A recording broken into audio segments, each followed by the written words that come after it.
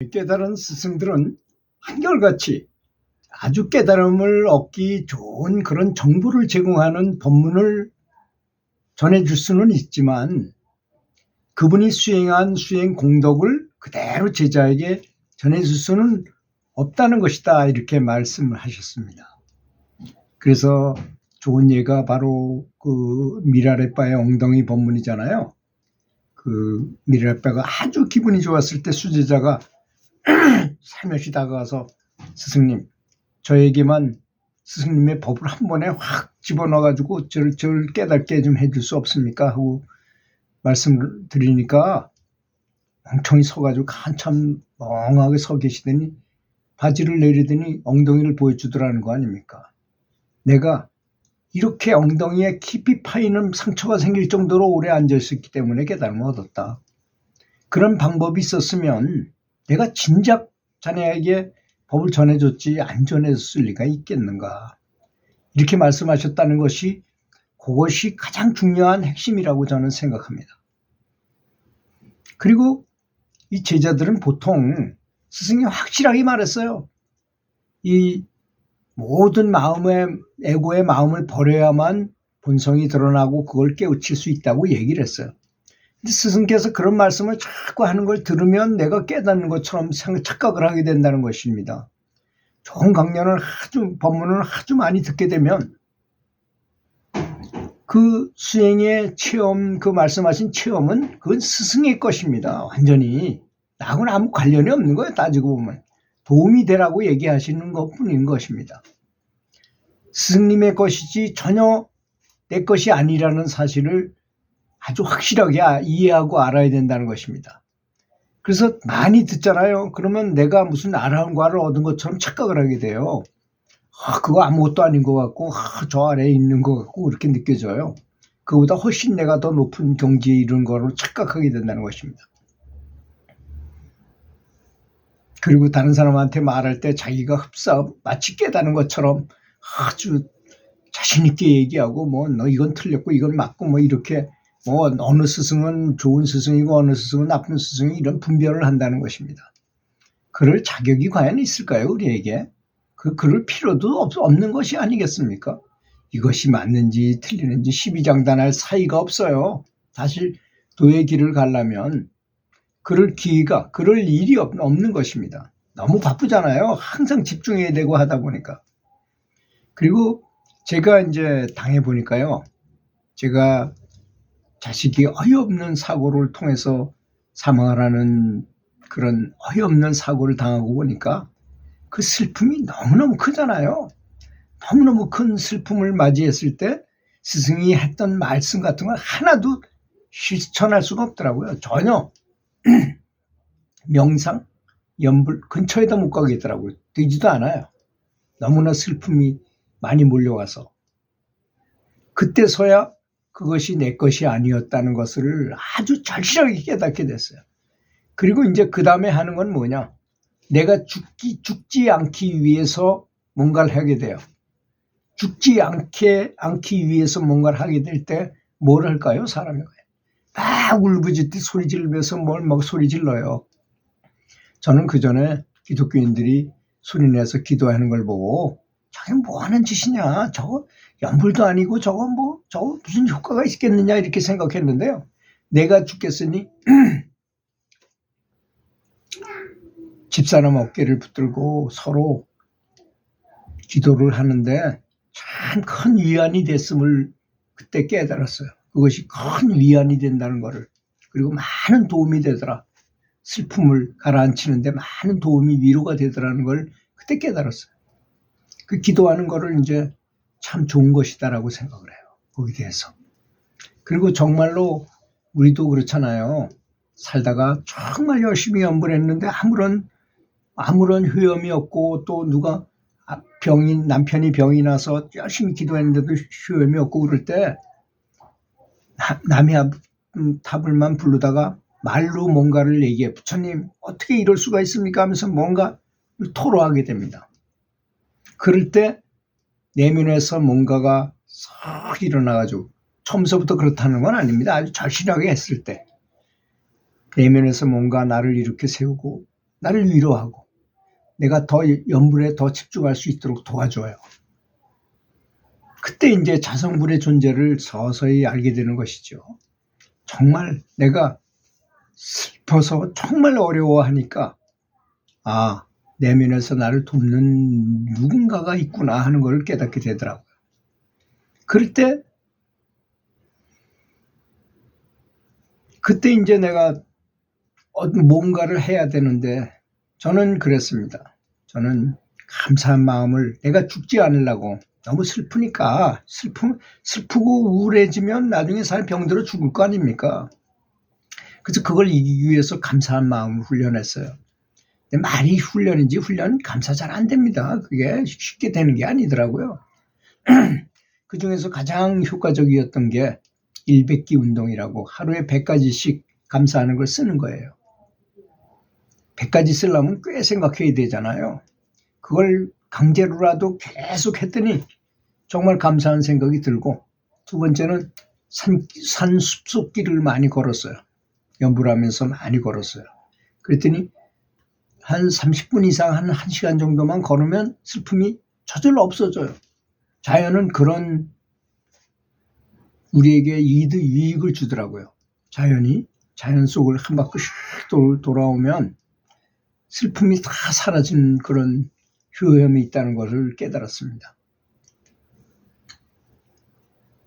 그저 책과 선지식은 그저 방향만 가르쳐줄 뿐입니다. 이렇게 하라, 이렇게 하면 좋다, 이런 방향으로 해라는 거지 어떻게 하라는 거는 다 내가 찾아야 되는 거더라고요. 보니까 이 연불은 내가 해야 하는 것이지 무슨 이론적으로 선지식의 체험담을 많이 듣거나 좋은 법문을 듣는다고 해서 내가 진보하거나 해탈하는 건 아니잖아요. 그렇지 않습니다. 저도 그런 걸 우려해요. 제가 하는 법문이 재미있고 유익하다고 해가지고 듣고서 그것만 계속 반복해서 듣고 나는 연불은 전혀 안 한다면 그게 무슨 소용이 있겠어요. 물론 전생에 아주 많은 수행을 한 공덕이 높은 아주 정말 깨달은 근처까지 갔다가 다시 윤회하게 돼서 그런 분은 육조 해능대사처럼 어떤 스님이 와서 은관법계성 일체유심조 웅무소주 이생기심 이런 말을 하는 걸 듣고 바로 그 자리에서 단박 깨달았잖아요. 물론 초견성이긴 했지만 그렇게 견성을 했다는 것입니다. 근데 우리는 그렇지 않습니다. 이미 그런 걸 수도 없이 듣고 보고 했는데도 전혀 효험이 없었잖아요.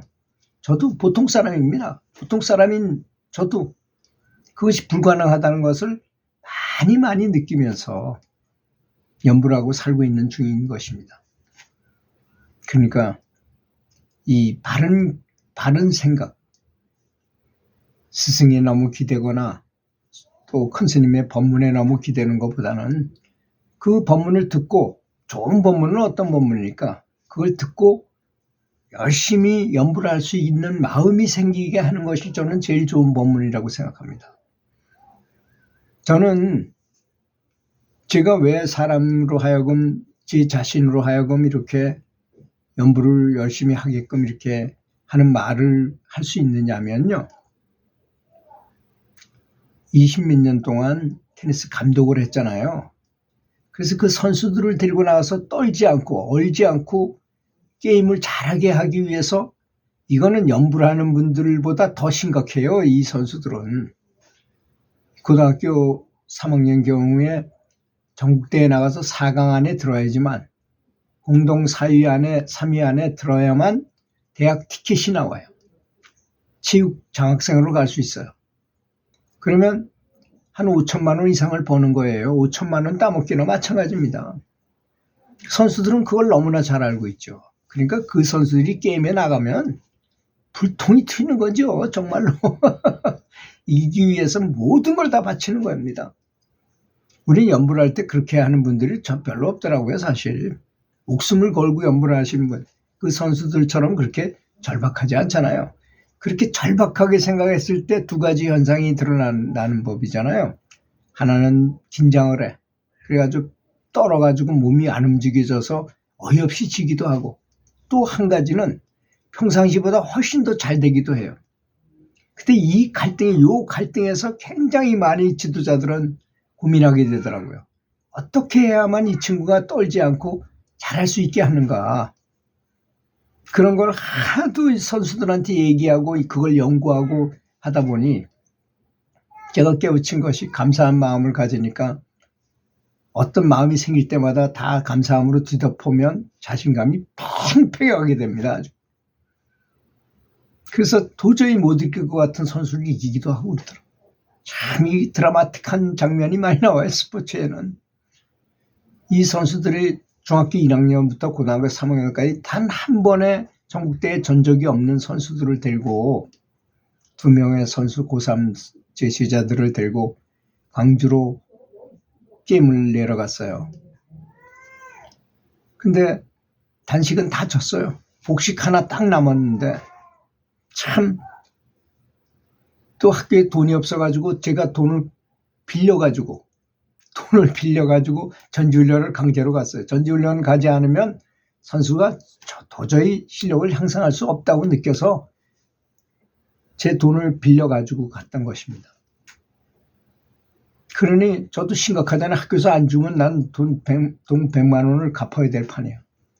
그때 당시에 100만 원은 꽤 큰 돈이었거든요. 신혼 초기였기 때문에. 그런데 그 선수들은 다 지고 2명만 남았는데 숲속으로 탁 들고 들어가서 싸다구로 한 대씩 올라붙이면서 야 이놈들아 내가 너희들을 위해서 이렇게 전지훈련도 하고 이렇게 그 친구들은 다 알거든요. 내가 돈을 빌려가지고 이렇게 너희들 대학 보내기 위해서 이런 것도 했는데 이게 무슨 꼴이냐 한 대 올라붙이고 똑바로 해라고 내려가서 그리고 꼭 그 언덕 위에 이렇게 앉아가지고 내 스스로가 참 한심하더라고요. 대나무를 하나 꺾어서 발을 툭툭 치면서 내려다보고 있었어요. 마침 또 그 상대방이 마산고등학교에 김태경하고 이동환이라고 그 당시에 거의 90이 넘는 친구 하나는 80 얼마고 하나는 90인가 뭐 키가 그래요. 복식도 잘하죠. 그 친구들하고 붙었어요. 근데 우리 선수들이 독이 나니까 그 등치 큰 선수한테 그냥 몸에다 들이박았어요. 복식을 하는데. 그리고 원세트를 이기더라고요. 이겨도 에이 저 새끼들 또 쌩한 새끼들 치겠지 하고 또 다리를 툭툭 치고 있는데 얼마나 이놈들이 집중해가지고 하는지 정신 나간 것처럼 쳐가지고 게임이 끝났는데도 얘네들은 사이드 체인저로 가더라고요. 저는 좋아가지고 확 뛰어 내려가서 부둥켜 안고 막 눈물을 흘리고 그날 대학팀들에서 저희 여관에 엄청나게 많이 찾아왔어요. 그 선수들을 좀 달라. 왜냐? 중학교 1학년부터 고등학교 3학년 때 전적이 하나도 없다가 전적이 세웠는데 얘네들이 너무나 성실하게 했다는 걸 다 알잖아요. 이렇게 다른 선수들 뭐 하는 걸 보면 다른 쪽에 어떤 선수들이 어떻다는 건 다 알게 되잖아요. 그래서 친구들을 서울에 있는 세종대학에 창단한 지 얼마 안 되는 그런 팀에 보내가지고 인서울을 하게 된 거죠. 지금 아주 잘 지내고 있습니다. 그 선수들 한 사람은 도로공사에 취직했고 한 사람은 KT에 영업부장으로 잘 근무하고 있는 중입니다. 이거 얘기하다 보니 어떻게 제 자랑이 돼버린 것 같은데 그런 뜻은 전혀 아니었고요. 그러다 보니까 제 스스로한테 연구를 할 때 어떻게 하면 되는가 또 연구를 하시는 분들한테 어떻게 해야만 동기유발이 되고 그런 생각이 드는가가 좀 많이 연구하게 된 내용으로 제가 말씀을 많이 드리는 것 같습니다. 들어주셔서 감사합니다.